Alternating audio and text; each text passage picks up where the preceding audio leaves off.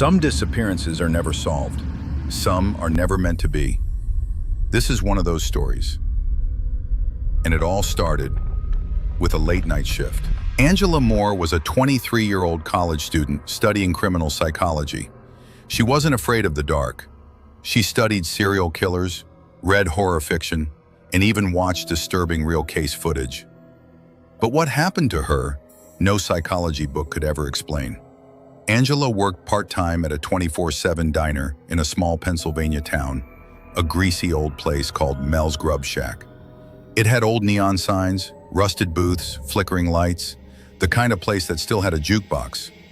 But it hadn't worked in years. That night, October 14th, 2014, Angela was covering the graveyard shift. Her coworker had called in sick. She didn't mind working alone. She needed the money, and it was always quiet past midnight. But for a week, Angela had been acting different. One of her friends said she was losing sleep. Another said she'd started drawing strange symbols on napkins like protective signs. And a week before that, she had visited a church for the first time in years. Not for prayer, but to ask the priest something. Do you believe in things that walk with the living, but don't belong here? That night was cold, raining lightly, a perfect night to stay indoors.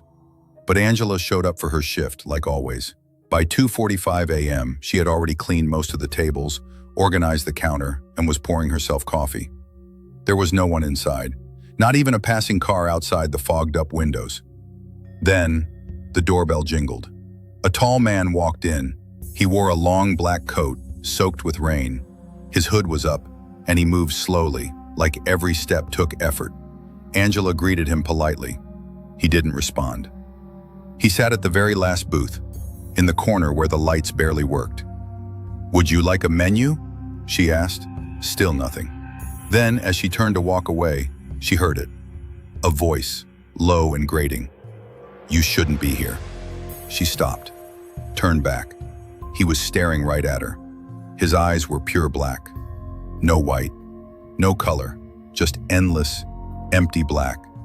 Angela was last seen on that security footage, talking to the man. Then, at 3 a.m., they're still at the table. By 3:10, lights in the diner begin flickering. At 3:17, the footage glitches. For 12 seconds, the video turns to static. When it returns, Angela is gone. The man, still sitting, motionless. At 3:30, he stands and walks out, but the front door never opens. When police arrived that morning, they were baffled. No signs of struggle, no broken windows, no forced entry. Angela's jacket, phone, keys, all still there. Her last call to 911 was placed at 3:17 a.m.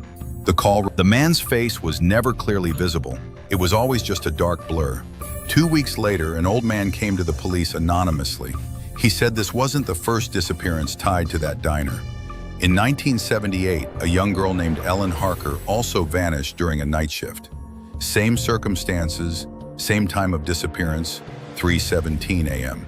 The case had gone cold, but there were rumors that the land where the diner stood was once used for rituals by a cult that believed in hour watchers, beings who could slip through time between 3 and 4 a.m. The man in black? They believed he wasn't human, but something sent to collect souls that wandered too long alone in the dark. A month later, Angela's mother received a package. No return address. Inside, a diner receipt dated October 14, 2014 time, 3:17 a.m. Item sold paid in full. Angela Moore's case remains unsolved. The diner shut down in 2016 and was left abandoned.